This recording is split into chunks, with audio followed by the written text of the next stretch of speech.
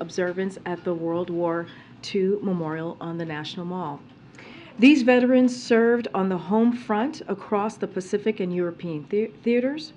Today, we remember and pay tribute to the 2,403 service members and civilians that died during the attack on our forces at Pearl Harbor and honor the extraordinary contributions that these veterans made to guide our nation through the world's darkest moments.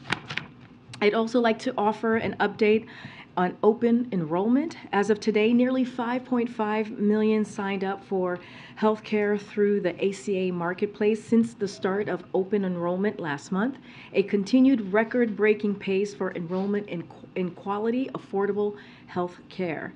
The Biden administration has made expanding access to health insurance and lowering healthcare costs for America's families a top priority. And under their leadership, the national uninsured rate reached an all-time low earlier this year.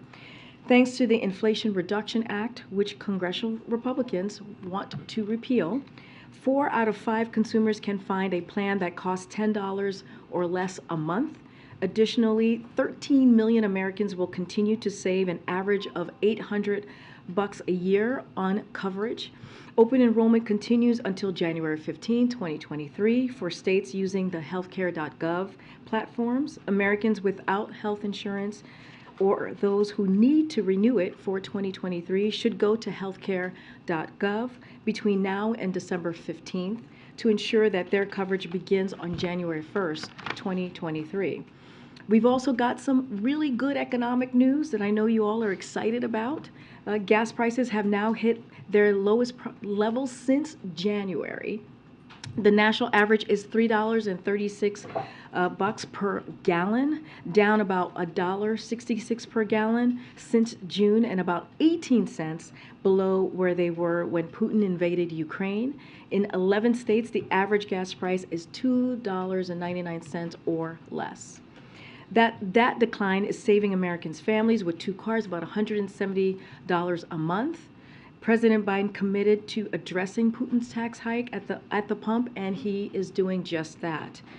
Finally, this morning, the president signed the Speak Out bipartisan legislation, Speak Out Act, I should be clear there, bipartisan legislation that will enable survivors to speak out about workplace sexual assault and harassment, increase access to justice, and make the workplace safer for everyone.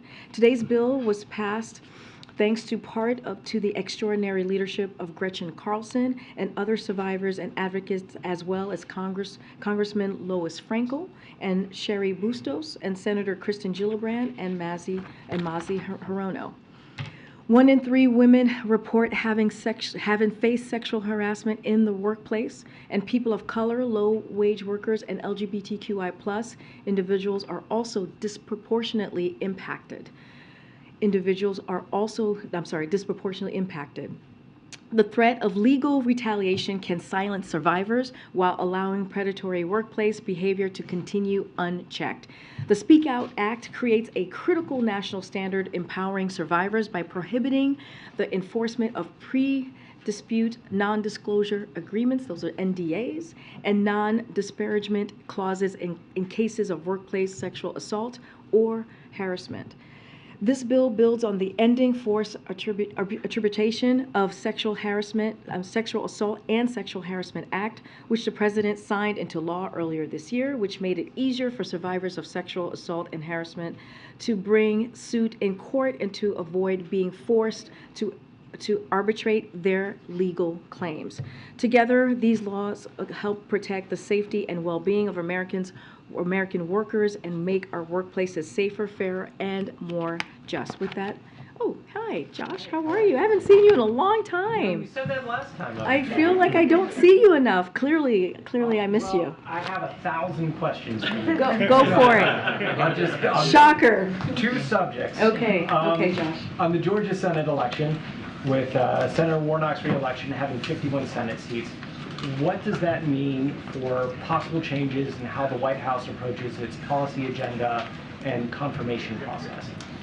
So I want to give you a little bit of color on the call. I know some folks had some questions about how the call went. So Senator Warnock, well, first, as you know, the president called Senator Warnock last night when we got back from Phoenix, Arizona, and Senator Warnock thanked the president for the call, and they talked about their partnership and the importance of their continued work together in the months and years ahead. Look, what I would say to your question, Josh, about what this means for moving forward when it comes to the president's legislative agenda, when it comes to Democrats' legislative agenda, it's that it gives us a little bit more breathing room, a little bit more ability to deliver for the American people. The president has been very clear these past almost 2 years that his main priority, his main objective is to make sure that the American public, the American people, when it comes to the economy, we build it from the bottom up, middle out, giving people real opportunities. You see that in his economic initiatives and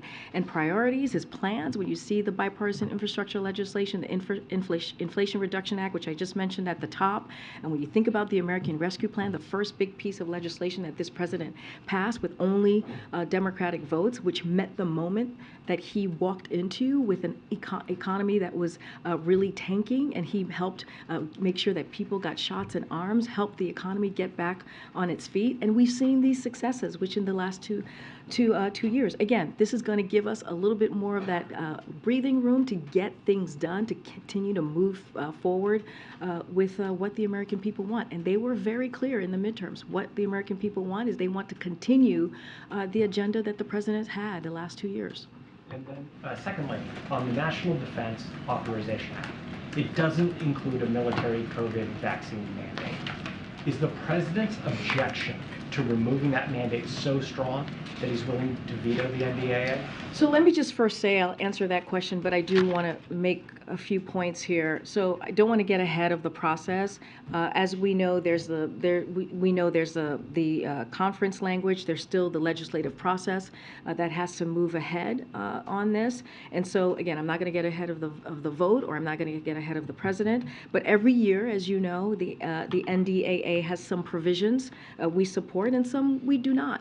And what the president's going to do is he's going to judge this piece of legislation, this bill, on its entirety when that occurs. Again, there's a process moving, there's a process that's happening, and so we're going to let that happen in Congress. I will note, just to be very, very clear here, what we saw, what we think happened here is Republicans in Congress have decided that they rather fight against the health and well-being of our troops than protecting them. And we believe that it is a mistake. What we saw happen on the NDAA as it relates to the vaccine mandate. Making sure our troops are prepared and ready for service is a priority for President Biden. The vaccination requirement for COVID does just that. I'll add one more thing, just a little bit of a data point here, so all of you have this. Look, before COVID vaccine existed, nearly 700 Department of Defense personnel and service members died of COVID. Almost 100 of them were active duty. And so since this past spring, there has been one death due to COVID. So vaccinations work and save the lives of our service members. So we believe that it was a mistake. Okay. I just want to go back to your comment on breathing room that you just said. If you could, with a look ahead going forward, lay out for us where you think you'll have the most breathing room. Is it specifically judicial nominees? Kind of what's the list of So we have been very clear that judicial nominees is a priority for this president. That's something clearly that we want to move forward on and continue our successes. You've seen the success of judicial nominees as it relates to this president's first 2 years, making sure that we have put forth a historic amount of black women to judgeships, and so the president wants to continue to do that. Our nominations as well, moving forward on that. So that is something that we have said. Those are clearly priorities. Don't want to get too far ahead of what the president wants to do or what that legislative process is going to continue to have those conversations, congressional leadership. But again, look, we saw the results. All of you reported on the results of the midterms, and the Democrats, and not just Democrats, pardon me, but the American people were very, very clear on what they wanted to see. They want Congress and the president to continue to fight for women's rights and our freedoms. They want to protect our democracy. They don't want our Social Security or our Medicare to be put on the chopping blocks, and that's what Republicans officials were putting out there as their plan. And so we're going to continue to deliver for the American people. What you saw Senator Warnock do and what you saw Democrats do this past election is run on the president's agenda, run on an agenda that was successful. And so that's what this was a success for Democrats, but also for President Biden. Why not lay out that agenda now, given that the results are in? So if you could walk us through the thought process behind that, when we then might hear the president, are we going to hear some kind of speech on that? And then just quickly, what is sort of the thought process in terms of bipartisan agreement? The president, after the midterms, had said that working with a divided chamber would be make life for Democrats more difficult. Does he still believe that, and what areas where they're? Can you say that last part again? That the president had said that a divided chamber in the Congress would make the reality for Democrats in Washington working more difficult. It would be tougher to do your job, get things passed if you don't have a House. What going forward? Kind of where are the areas of bipartisanship that you could? So look, there's so many areas of bipartisanship that the president sees when it comes to delivering for the American people on the economy, on health care, on issues that they truly care about. We can do that in a bipartisan way. There's no reason that couldn't be done. You know, we talk about the government funding. Last year, it was done in a bipartisan way. This year, it should be done in a bipartisan way, because when you think about what the specifics are in that funding, you think about public education, you think about public health, right? You think about our national security. All of those things are not partisan issues. But I will also say, when the president had his meeting with the Big Four, the Republican and Democratic leadership in Congress just last week, he was very clear. You saw the readout, and you heard me say this as well, which is, this past almost 2 years, there were more than 200 pieces of legislation that the president signed into law that were bipartisan. So it is possible to get things done. The president was in Phoenix, Arizona. He talked about the CHIPS and Science Act. That was done in a bipartisan way to bring back jobs to the U.S., manufacturing jobs in the U.S. And under this presidency, more than 700,000 manufacturing jobs have been created. So there's ways to do that. The bipartisan infrastructure legislation, a historic piece of legislation that's going to fix our infrastructure and our roads, our tunnels, our bridges, and that was done in a bipartisan way. So there's many ways that we can do that. The president is willing to reach across the aisle, as he has been throughout his career, to get things done for the American people. The timeline he'll lay out the legislative. I don't want to get ahead of the president. I will let him, speak to that when the time comes. What I'm saying is the president is going to continue to have conversations with congressional leaders. He did just last week, just a week ago or so. And he wants to make sure that we can continue moving the country forward in a way that helps the American people.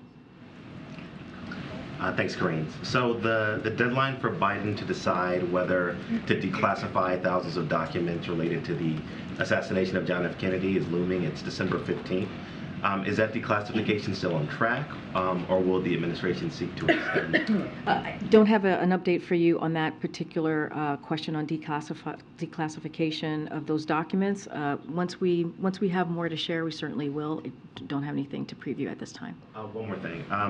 I wonder if you can preview some of the remarks Biden's going to make tonight at the vigil for victims of gun violence. And he's spoken frequently on the campaign trail in public about the desire for an assault weapons ban. Is that out of the water now that there's divided government?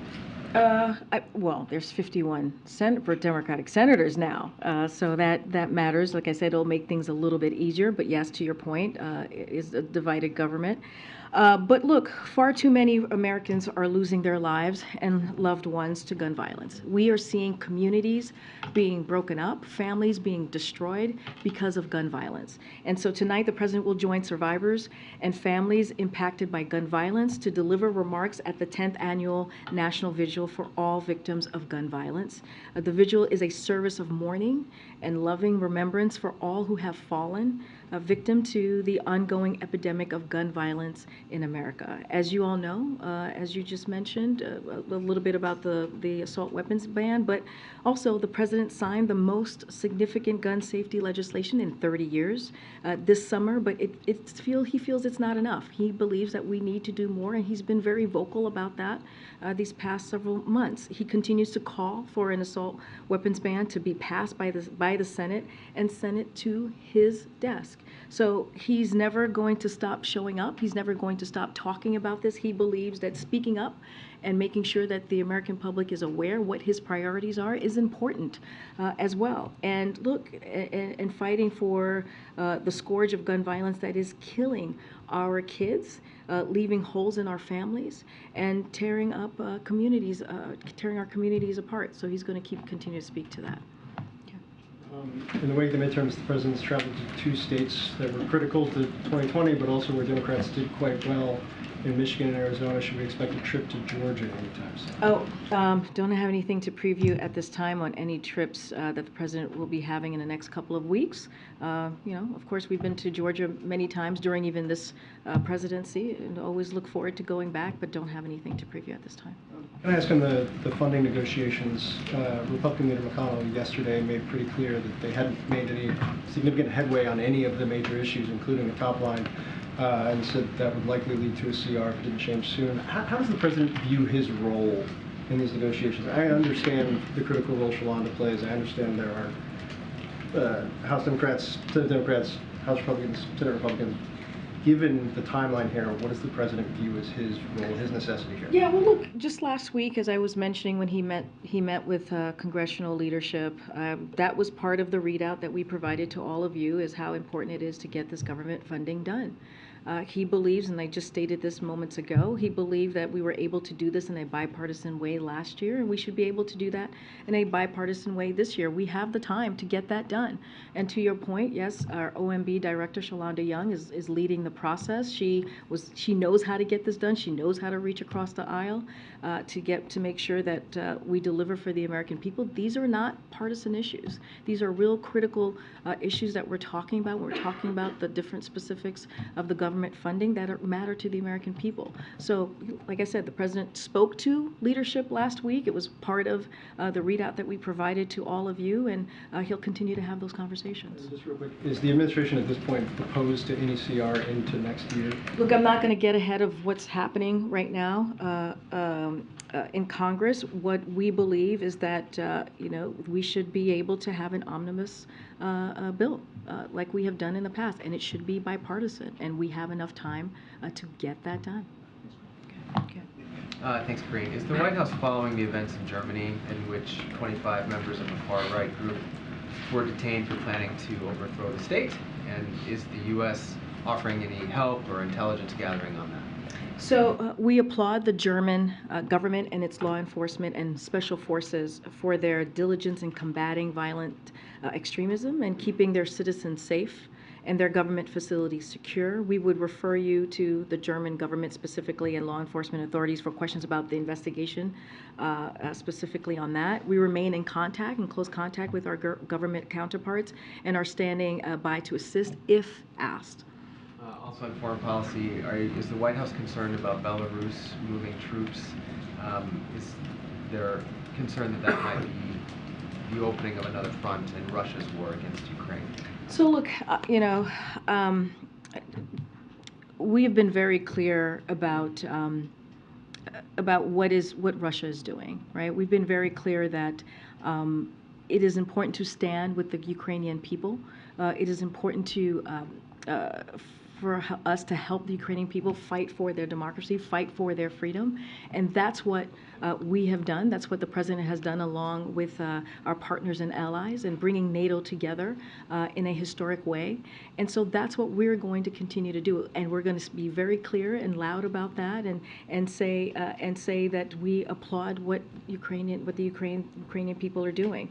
And when it comes to what we're seeing from Russia, they are the ones who are attacking another country. They are the ones who are stepping on their freedoms, on their democracy, and we have to continue to call that out, and we have to continue to make sure that we're providing the assistance to Ukrainian people to continue to fight. So we've been very clear on that. We've been very clear on it's important that folks stand on the right side of history on this when it comes to fighting for democracy.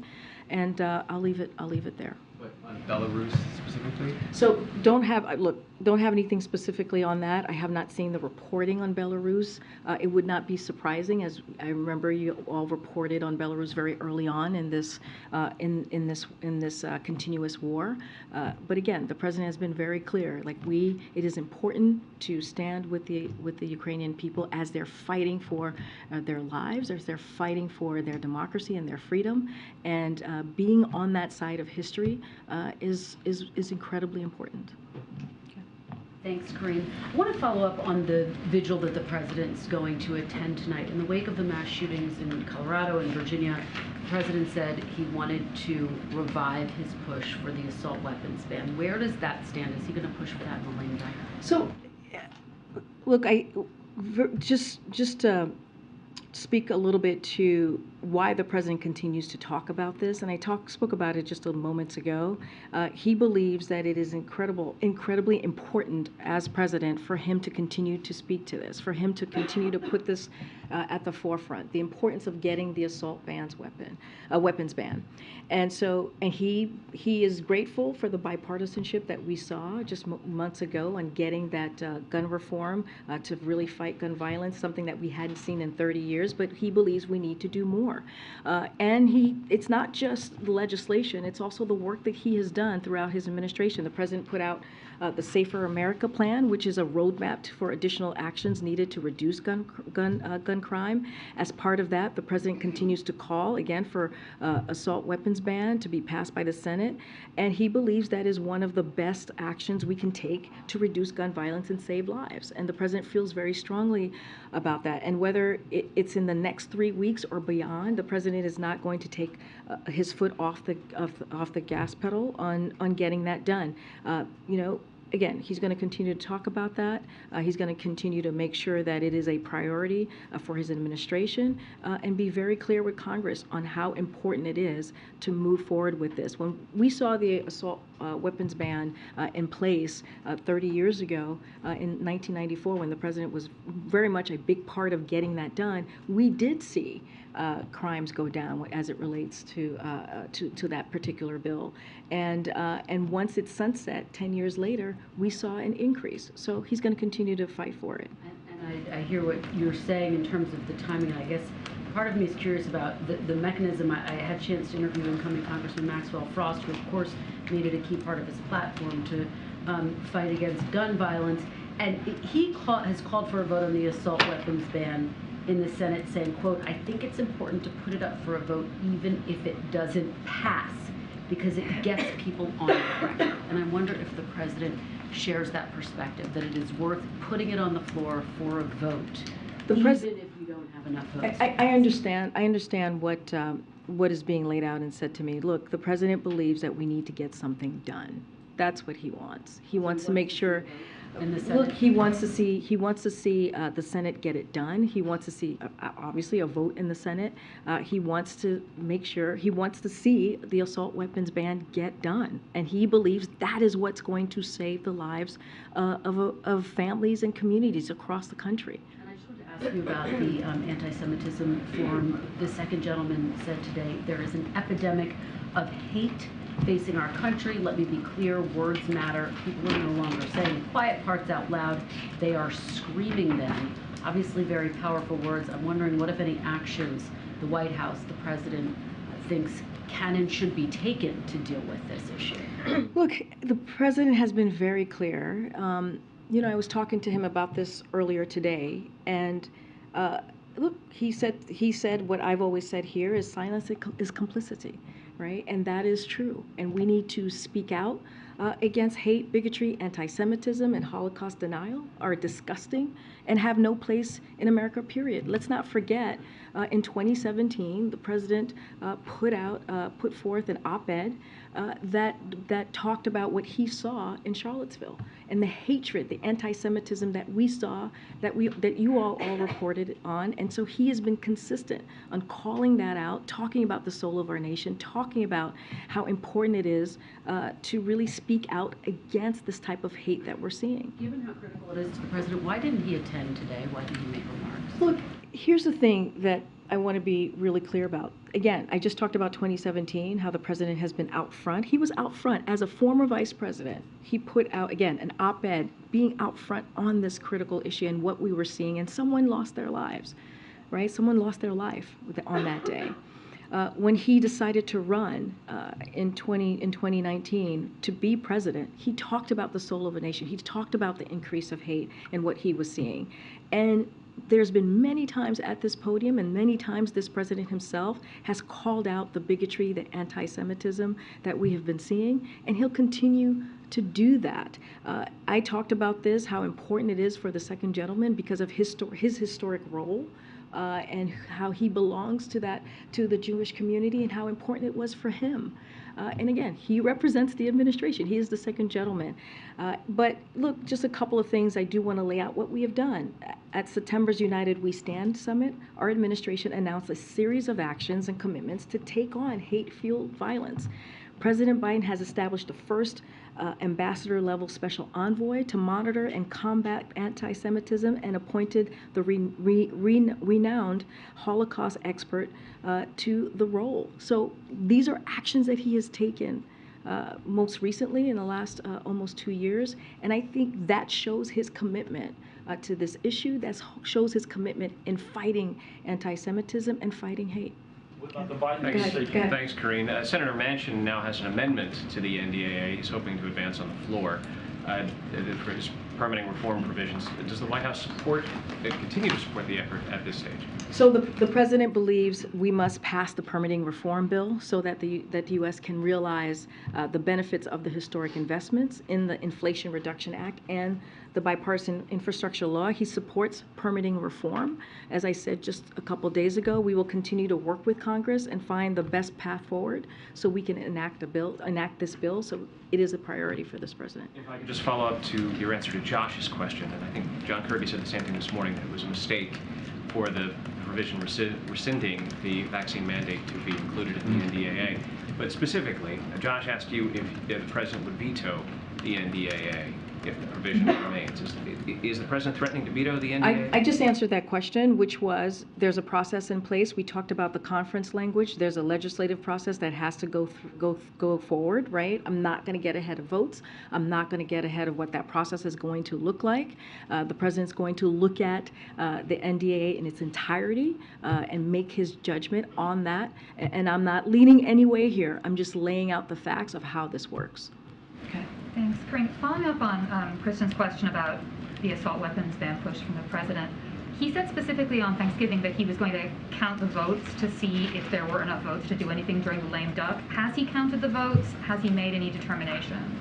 Look, I don't have any determination to share with you at this time. What I can say is the president is committed and believes that we need to get an assault weapons ban. He has been very, very clear about that. He's appreciative of what Congress was able to do with the piece of legislation that got passed just a couple of months ago on making sure that we deal with gun violence in our communities. That was something that we hadn't seen in 30 years, but he believes we need to go further. Again, I tried to explain a little bit about his thinking, about why he continues to talk about this.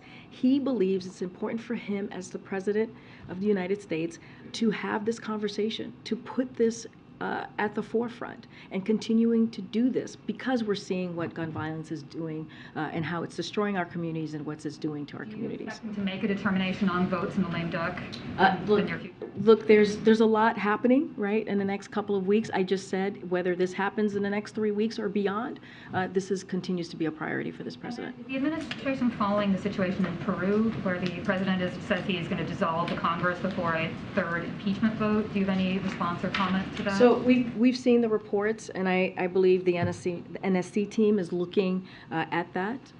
Of course, this is a developing news, and I don't have anything to share on that today. But again, we've seen the reports, and NSC is certainly looking at this. Okay, JJ. Georgia elections official Brad Raffensperger said yesterday that he'd like to see Georgia lawmakers take a look at ranked choice voting or runoff alternatives. Does the White House have any thoughts on the structure of state elections or whether archaic election systems need to be updated or changed? So don't have any position from the White House to share on this today. Of course, I've read the reports. I just don't have anything to share at this time. Okay. Karine, sorry to push again one more time to follow up on Kristen and Catherine. I hear what you're saying, that the president has always and will always push for a ban on assault rifles. I think the difference is that he himself went a step further and said, in response to whether that would happen during the lame duck session, he said, I gotta make that assessment as I get in and start counting the votes.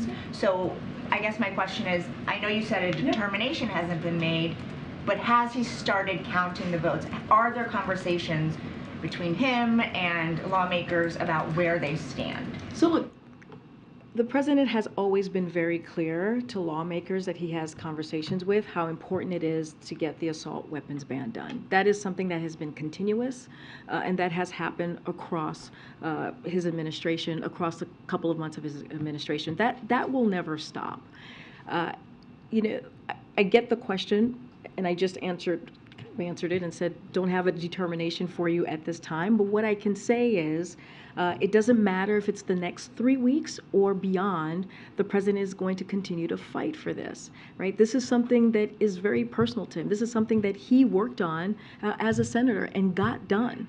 And let's not forget, you know, we were able to see a gun reform legislation or gun violence, a piece of legislation that's now into law get done, something that we hadn't seen in 30 years.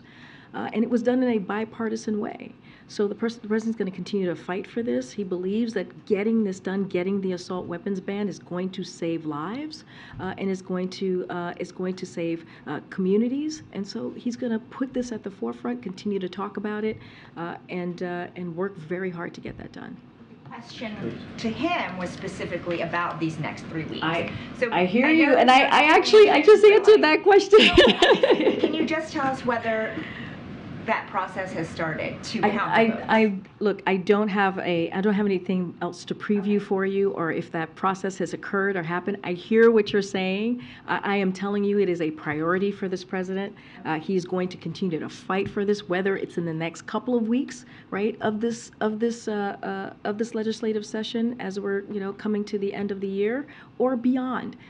And what I can tell you for sure is he has prioritized this. It is important for him to get this done, and again, it could be the next 3 weeks or beyond. We are going to work very hard to deliver this for the American people. One more on the new margin in the Senate. Now that the vice president won't have to break the tie as often, in theory, and she has more flexibility in her schedule and time, will that impact her portfolio, travel schedule at all?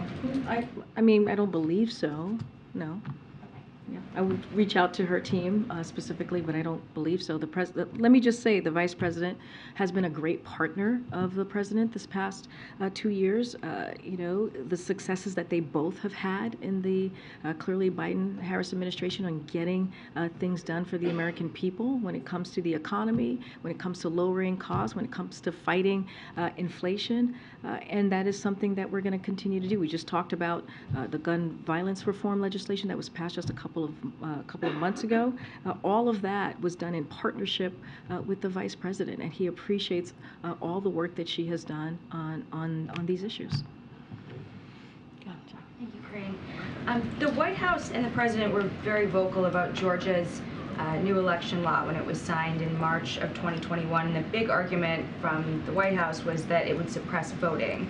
But there was record turnout in the primary, there was record turnout in the general, record turnout in the runoff, in early voting, absentee ballots, and in-person voting.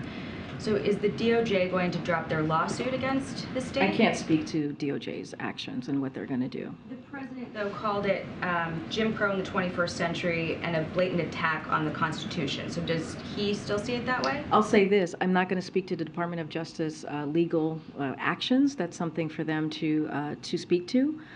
What I can say, and not going to get into specifics of your question, but you all reported this, that there was suppression, that we saw that throughout the Georgia election. So that is something that was been reported on. So I leave it to those reports. But look, even with that, the American people came out. They came out in historic fashion to make their voices loud and clear. When it comes to democracy, when it comes to protecting our democracy, when it comes to making sure that we're protecting our economy, we're protecting Social Security and Medicare. This is something that the American people spoke very loud and clear. And they did that because of the success that the president has had on his legislative agenda, because of what the president has been able to deliver, because of what Democrats has been able to do, and making sure we had a sharp message for the American people to see the contrast, right? Republicans wanted to put Social Security and Medicare on the chopping block. That's what they wanted to do. That was their plan. And, you know, people have said, I've heard some of your colleagues say earlier this morning that it was a stunningly bad cycle for Republican senators. And a lot of that is because of their agenda, is because they embodied the ultra MAGA ideas. And even with all of that, the American public came out and they put a lot of that to rest, a lot of what the Republican officials were putting forth, their plan to rest. And they said it very loud and clear. We want the special interests to pay their fair share. We want Social Security. We want Medicare to be protected. And we want women's rights to be protected as well. Just one more on Twitter, Karine. The Twitter files have released that the company typically required an official or law enforcement finding that materials were hacked in order to exercise their company policy to restrict certain stories or reporting. And the journalist who released the material noted that in this case, around the Hunter Biden laptop story, there was no official or law enforcement finding that appeared in the material that he was given. So my question to you is, did anyone from the Biden team communicate to Twitter that this material was from or this reporting stemmed from hacked materials? Are you talking about the campaign? It would have been the campaign or anyone around the family. Just wondering because in the Twitter files release and what Matt Taibbi said, he noted that typically the company would require a law enforcement or official finding that something was hacked in order to exercise their hacked materials clause, and that he didn't see that in what had been given to him. So wondering if it was communicated even informally by someone around the president or the president's family or the campaign that this was hacked material or could have come from hacked material, given that there was so much concern, especially after the 2018 foreign interference situation, that could be something that we would see in that election. So I'm wondering if there was that communication there surrounding the Hunter Biden laptop story. So I can't speak to decisions made by the campaign from here. That is not. It is a political campaign, so I can't speak from that from here. I'm covered by the Hatch Act, and so I'm just not going to comment on the question that you're asking me. But what I can say more broadly is, of course, it's up to these companies to make their own decision about the content on their platforms and to ensure content follows their own standards and policies. But I'm just not going to comment on a decision that was made during the campaign. Thank you, Karine. I have two questions for you. Following the explosion near the border with Ukraine, Poland just accepted Germany's offer to deploy Patriot missile defense systems to eastern Poland. But initially, the Polish government said that Patriots should be delivered to Ukraine. So can you comment on the deployment? And I'm wondering if the president sees a need to transfer Patriots to Ukraine, either by NATO or the US, considering continued Russian attacks on civilian infrastructure in Ukraine. So to your first question, so we would leave it to Germany and Poland to speak about the specifics of what is being provided. That's for them, their own governments to speak to. As a general matter, we welcome allied efforts to bolster NATO's collective defenses. And to your last question about NATO and how this could be provided, look, we're in close contact with Ukrainians about their security assistance needs, as you've heard us speak to many times from this podium, and have been working to provide Ukraine with air defense systems to help them protect their country. But again, I don't have anything to preview today for you today on that particular issue. Hungarian Prime Minister Viktor Orban said recently that Hungary will ratify Sweden's and Finland's membership in NATO early next year. Does the president have any update from Turkey, which it looks like will be the only holdout? So, look, I would refer you to the Turkish government to speak about their own position. Certainly not something that we're going to do from here. But what I can say is that we have been a strong supporter of Finland and Sweden's applications for a NATO membership, and work with the Senate to move quickly to ratify their applications. And so we have welcomed the rapid ratifications by our allies, and we urge all remaining allies to complete their own ratification process as quickly as possible. Thanks, Karine. Are you guys confirming, reporting from Bloomberg today that the president will travel to Mexico and meet with the Mexican president on January 9th and hold a trilateral with Lopez Obrador and Trudeau on January 10th for the North American region? We're still working through the plans. Nothing has changed since I was last asked this question, and we'll let you know if we have anything more to share. And on the U.S.-Africa Leaders Summit, are there any details you can share about any bilateral meetings he's holding? And given the focus of competition with China and the national security strategy, do you expect it to be a big topic at next week's summit? So I don't have any bilateral meetings to share at this time on the Africa Summit, Leader Summit that's happening next week, as you just stated. And I mentioned this a little bit at the end of our of the briefing on Monday. We've invited 49 African heads of state to Washington, D.C. for a 3-day summit to highlight how the U.S. and African nations are strengthening our partnerships to advance shared priorities. The summit reflects the U.S. strategy towards sub-Saharan Africa, which emphasizes the critical importance of the region to meet this era's defining challenges. We will have more, as we do normally, background calls and more to share on what is to be expected during that 3-day summit.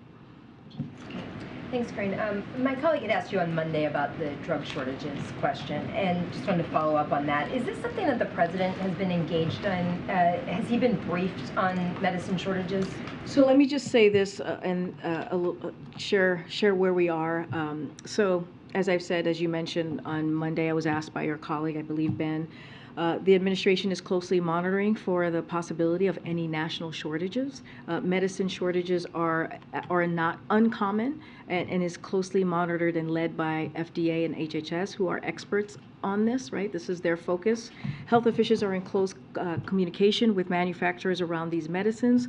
While we cannot force a manufacturer to make more of any drug, the conversations have been focused on understanding their supply and production levels, as well as if there are any needs that we can assist with to ensure steady supply. We stand ready to help if there is a need. As part of these conversations, FDA and HHS are in touch with manufacturing associates who continue to tell the public that they are seeing strong supply chains for these products. So that work, again, is ongoing. And as a reminder, we stand ready to help states and jurisdictions as they face the confluence of winter illness. But also importantly, we are aggressively pushing everyone to get their flu and COVID shots. I said this on Monday. It is important to do. That is how folks are going to protect themselves and their families, especially as we're going into continuing the holiday season. So we stand ready to provide resources to states like ventilators and PPE, as well as personnel to help in hospitals. Just last week, Secretary Becerra sent a letter to the nation's governors reminding them to request those resources if they need it. Again, this is something that FDA and HHS is managing, but as I just stated, we are ready to help when needed, when those requests come in. The FDA and agencies don't have much visibility into the supply chain issues. They've said that they're really dependent on the industry to give them information on any issues and whether there are shortages. Does the White House think it's time for the FDA to get more involved so that they can get better information from companies? Well, I just stated in my layout here that FDA and HHS are in touch with manufacturing associates who continue to tell the public that they are seeing strong supply chains for these products. So that's what they're hearing. That's what we're all hearing from these manufacturing associations. So I'll leave it there. But again, I would refer you to FDA and HHS as they are indeed the experts on this. But I've been very clear. You saw Secretary Becerra's letter that I just laid out. We are ready to help, and we have told states to certainly ask for help if they need it, and we will be ready to act. Following up on the question about whether concrete actions are expected out of today's roundtable on anti-Semitism, one of the Jewish groups that participated is calling for a national strategy to address the issue, but another wants the president to appoint a task force charged with creating the national action plan. Is the administration looking at anything like either of those proposals? So that meeting just occurred, I think, at 11 o'clock. I don't have any a clear readout on what was actually asked or talked about. I know you just laid out a few things, so we just need to go back to our teams and see how we're going to move forward. Don't want to get ahead of what could be put forward on the next steps. Just don't want to get ahead of that. Thanks, Karine. On TikTok, I'm going to ask you about, so Maryland and South Dakota became the latest two states to ban TikTok on state devices. Is the federal government, is the president considering doing something here? So I'm not going to comment on TikTok while a CFIUS, the Committee on Foreign Investment in the United States, review is ongoing, as you know, to address concerns posed by this particular app.